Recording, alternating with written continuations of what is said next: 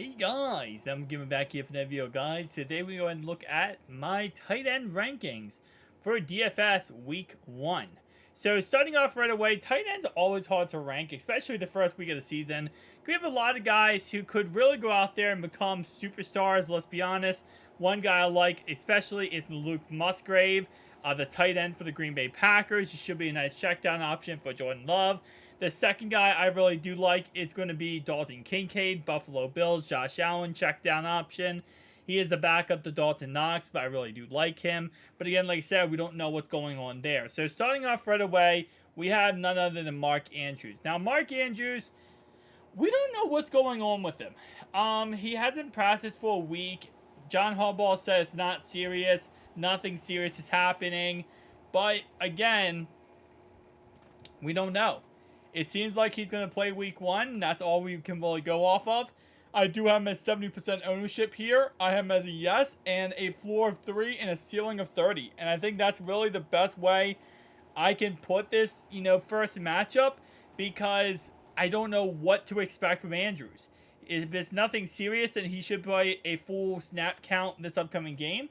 He should be very much utilized, especially now with more weapons in this receiving core. This should have less eyes on Mark Andrews. This secondary and linebacking core, the Texans already definitely a weaker unit. Their defensive line is stacked, but when it comes to linebacking core coverage-wise, definitely a weaker unit. So I don't think it should be, that tough of a matchup for him, but it's going to be interesting to see if this, injury slash issue is bothering him in the game. The guy I like the most this week, tight end wise, if you're going for the expensive tight ends, is TJ Hawkinson. TJ Hawkinson, or let's call him TJ Hawkinsocks. He is at 70% ownership. He is yes for, of course, being the starting tight end here. And he does have a 4-5 and a ceiling of 30. George Kittle is a no. Now, George Kittle has been dealing with an injury throughout all of training camp, and he's not going to be able to practice this week. So, I'm going to say no for a couple reasons. First off, this is the first game of the season for Brock Purdy since his injury in the championship game. We don't know what to expect from Brock Purdy in preseason and training camp. He's been throwing picks left and right. Is that going to translate to the NFL? Oh, sorry, to the NFL. To regular season, we don't know, right? They're going against the Pittsburgh Steelers defense this week. They have a couple nice linebackers they picked up in free agency. And I just don't think Kittle's going to get much snap count, if any at all. So I'm not even going to risk this for the biscuit because I don't know what to expect from Kittle in this matchup. Dallas Goedert, I have as a yes.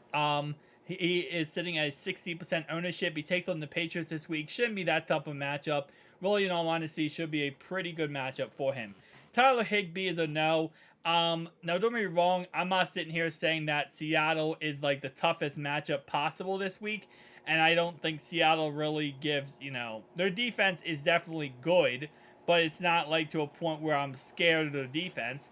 But the problem is, again, I don't know what to expect from this Rams offense. I mean, I'm going to guess that they're tanking and eventually going to trade away Cooper Kupp and Aaron Donald. Cooper Kupp's not going to be in this game, keep that in mind. So the Seattle Seahawks defense can really just focusing on, Van Jefferson, focus on Will Disley, focus on Tyler Higbee. So I don't really love this matchup for that said reason, and I'm probably going to go with a no for that one. The next guy I have as a maybe, no here, Dalton Schwartz. Listen, Dalton Schwartz is going to see a lot of Roquan Smith and a lot of Patrick Queen. And with a young rookie quarterback who already, made some mistakes in preseason, didn't look perfect, I don't want to see how those two guys are going to impact him in the regular season. So I'm going with no for that reason. The Dalton Schwartz. Kyle Pitts I have as a maybe. I also have David Njoku as a maybe. Same concept with the Bengals. They actually have pretty good, solid linebacking core in Jermaine Pratt and Logan Wilson. So a lot of David Njoku is going to be seeing them week 1. I love Pat Freiermuth this week at 4,100. I think he's a very underrated option. I have two maybes for Greg and Juwan Johnson. And then finally, my favorite pick of the week, coming in at 3,600, is Irv Smith. And I will forever say that because I think that's a fantastic matchup week 1 as he goes against the Browns defense, a very weak in their, linebacking core. He's cheap as molasses, so if he gets even one touchdown, let's say he has 7 catches, a touchdown, and 40 yards, that's going to pay off his price tag and some. Taysom Hill, if you're really, going crazy saying, I got to start Taysom Hill, this is my Taysom Hill 1 week wonder type of scenario. I hate to tell you this, but I'm not a fan of Taysom Hill this week. He is dealing with injuries, so it looks like he should be able to play in theory. He might be on the limited snap count if he does play. And again, like I said, he is dealing with injuries, so not going to touch him with a 10-foot pole. Going to avoid him at all costs. We got some maybes down below here. We got Logan Thomas, Mike Gesicki.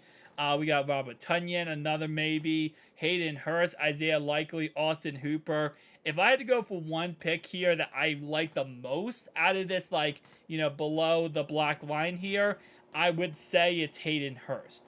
And the reason why is because, again, you got a rookie quarterback in Bryce Young. Even though Bryce Young in the preseason showed he can air the ball down the field and look pretty productive doing it, it is going to be nice to have like a tight end, a nice tight end blanket for Bryce Young because he's young.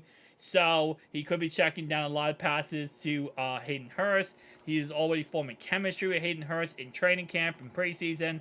So it's very possible it ends up working out for him. So I will say overall wise, the tight end landscape, as always, week 1 is going to be a cesspool.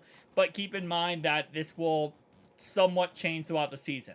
What I mean by that is somebody on the list you see right here will become a top 5 tight end by the end of the season. And no, it probably won't be the top 5 list I have right here. Probably will be someone, after David Njoku right here going down. Like someone in this ballpark range.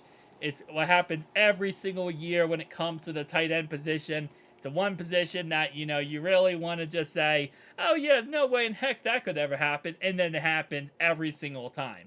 I mean, we always go into the season thinking that this tight end sucks, and then he ends up becoming a top 5 tight end by the end of the season.